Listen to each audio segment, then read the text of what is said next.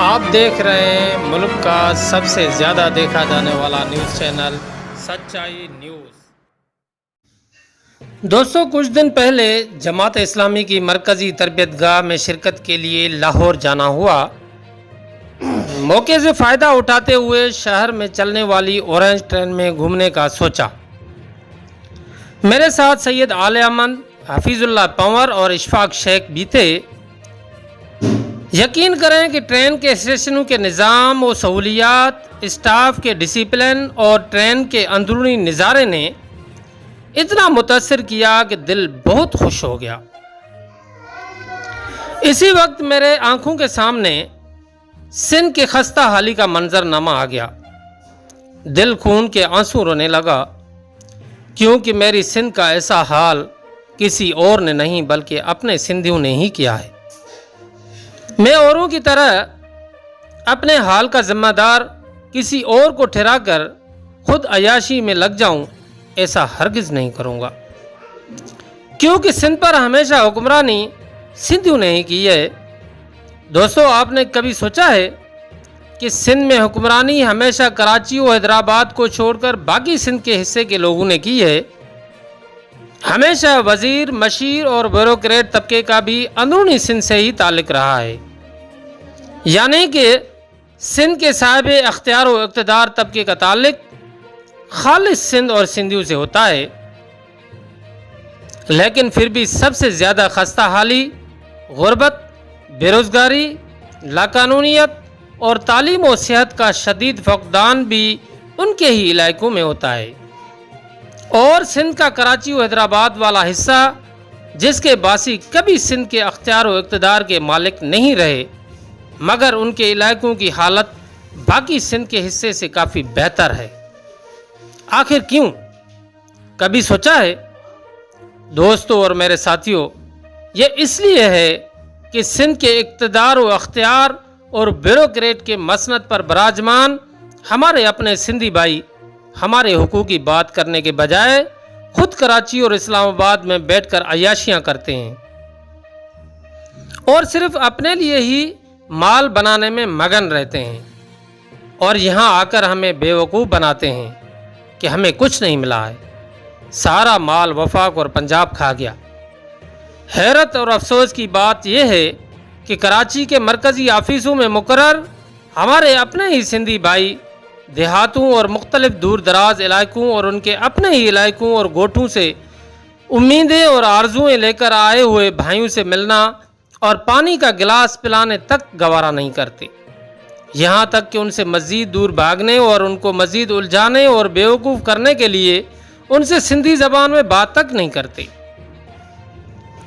دوستو اور بھائیوں، یقین کریں، حقیقت یہی کچھ ہے، اس سے زیادہ کچھ نہیں۔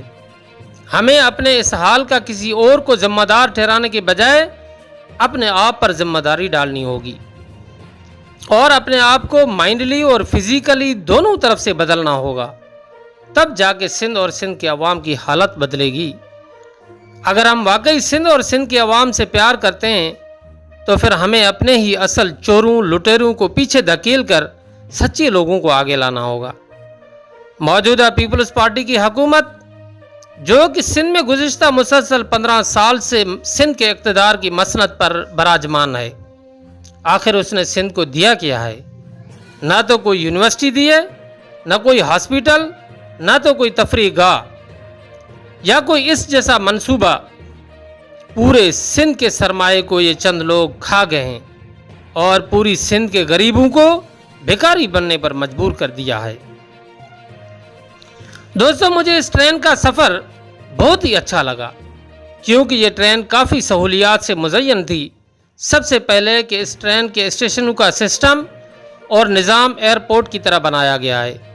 دوسرا یہ کہ ٹکٹ یعنی کرایہ کافی سستا ہے، آپ 40 روپے کی ٹکٹ لے کر جہاں آپ کا دل کرے وہاں اتر جائیں۔ پورے شہر میں غالباً 27 اسٹیشنیں بنائی گئی ہیں اور ہر اسٹیشن پر غالباً صرف 30 سیکنڈ گاڑی رکتی ہے، اور اسی ٹائم میں مسافر کو اترنا اور چڑھنا ہوتا ہے، اور اس کے دروازے آٹومیٹک کھل اور بند ہو رہے ہوتے ہیں، اور یہ ٹرین شہریوں کے لیے بہت فائدہ مند تھی۔ میرا دل کرتا ہے اور میں سندھ کے موجودہ حکمرانوں کو اپیل بھی کرتا ہوں کہ اس طرح کے منصوبے اور سہولیات کراچی اور حیدرآباد سمیت سندھ کے ہر میٹروپولیٹن سٹی میں فراہم کیے جائیں۔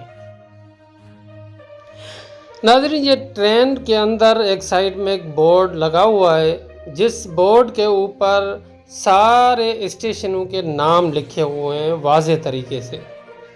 پہلی اسٹیشن سے آخری اسٹیشن تک جو لائٹوں کی ایک تار بچھائی گئی ہے، جو آپ اور ہر اسٹیشن کے سامنے ایک بلیک سا بڑا گول ٹپکا لگایا ہوا ہے۔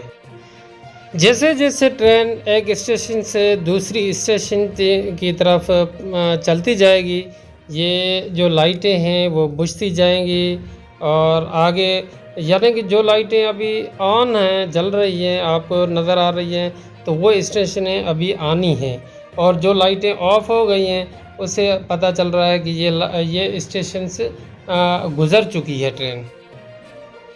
میں نے ٹرین کے اندر بیٹھے ہوئے ایک ساتھی سے کچھ اس ٹرین کے بارے میں دریافت کیا اور معلومات لی کہ یہ ٹرین کب سے شروع ہوئی ہے۔ بھائی نے بتایا کہ اس ٹرین کا افتتاح تو عمران خان نے کیا ہے، البتہ اس منصوبے کا آغاز جو ہے وہ شہباز شریف نے کیا تھا۔ اس ٹرین کی بڑی خوبی یہ ہے کہ ٹرین کے اندر ایک ٹی وی لگی ہوئی ہے، جس ٹی وی کے اوپر ابھی جو اسٹیشن آنے والی ہوگی یہ لکھا ہوا ہوگا کہ نیکسٹ اسٹیشن یہ آئے گی۔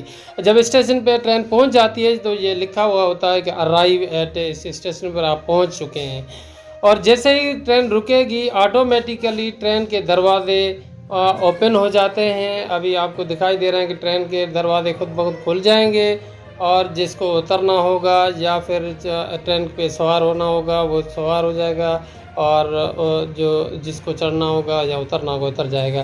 تو پھر 30 سیکنڈ کے لیے دروازہ کھلتا ہے، بعد میں یہ آٹومیٹیکلی دروازہ خود بخود بند ہو جاتا ہے، پھر یہ ٹرین آگے دوسری اسٹیشن کی طرف رواں دواں ہو جاتی ہے۔ خیر ناظرین، مزید خبریں اور اپڈیٹس کے لیے دیکھتے رہیے سچائی نیوز۔